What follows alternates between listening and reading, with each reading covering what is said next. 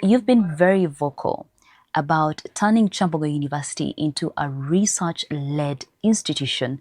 How is this process so far, and what are some of the major challenges that you've encountered? We have our niche areas, strong areas. One of them is known, teacher education. That's one. Two, science and engineering.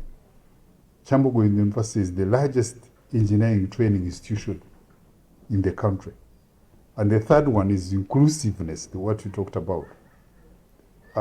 Working with people with disabilities or differently abled to access education.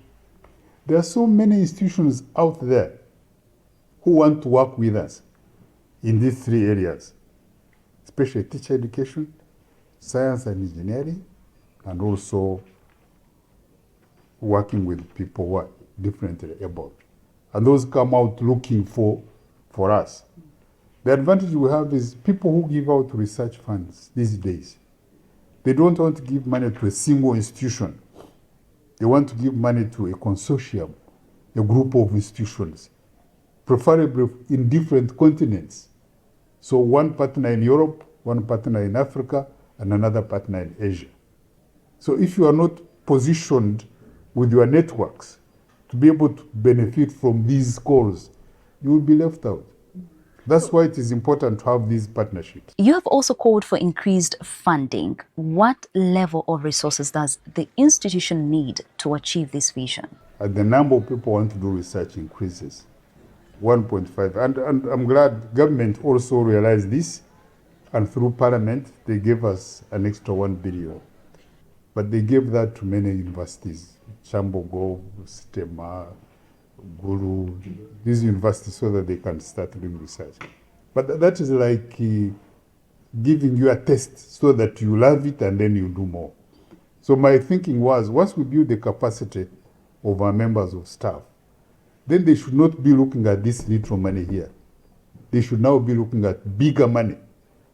And if we are to do research in a competitive manner, we need about 15 to 20 billion to be able to fund our competitive research scheme so that people can get substantial amount of money, do research, travel, and then the research culture of the institution can catch on.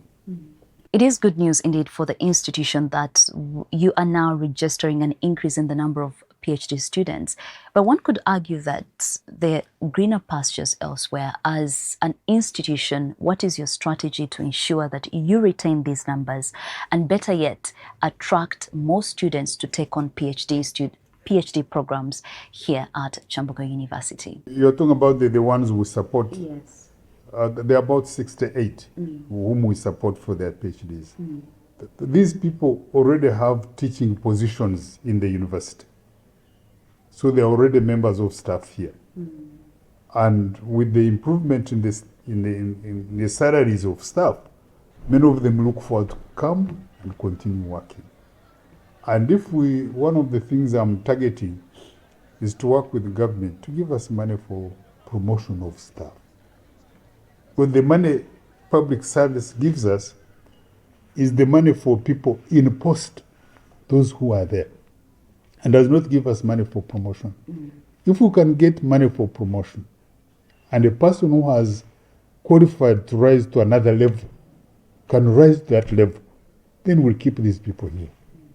Because the challenge we have is there are many other mushrooming universities, even the public universities. They're looking at these same people to do the teaching in their institutions. So if you get somebody with a PhD in biological sciences and wants to be promoted to a senior lecturer, and you don't promote him or her to senior lecturer, Sorot University will take them. Kabari University will take them. Bustema is looking to take them. So I think if we are going to keep these people here, we must look for money to promote them so that they can stay. Looking at the global ranking of Kyambogo University, it currently stands between 4,000 and 7,000. Now, I know you've spoken extensively about, research projects and, increasing the number of master's students. But what is your ultimate strategy to improve this global ranking? Yeah, if you take interest and know what they look for in ranking of universities. They are looking at publications, how many scientific publications are coming out of the institution, how many professors are there in that institution, how many PhD holders are there in that institution, how many patents can be attributed to that institution, or better still, how many Nobel Prizes has that institution won. And all that. And as I said, Kyambogo University is a very young university, 20 years. In the life of a university is a very short time.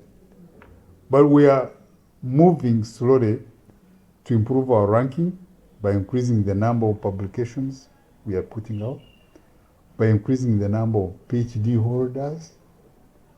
We are still not doing very well in the number of professors, because I think we now have about 22 professors when they are supposed to be, I think, about 100. So we're not doing very well. And that has an issue to do with funding, because to recruit professors takes a lot of money. And we have been asking government to give us money to recruit professors, but money has not been coming.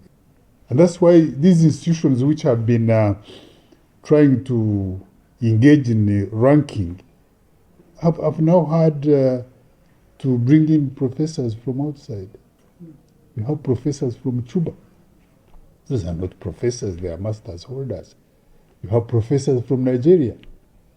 They are here just to beef up the numbers and the ranking. And once the ranking goes high, then they'll go back. That most universities which are highly ranked are the ones which are running health-related programs. Because most of the research money goes into health. So institutions that have health-related programs, like Makerere, like Mbara University, like KIU, they are able to publish a lot because there's a lot of data that comes from these health-related programs.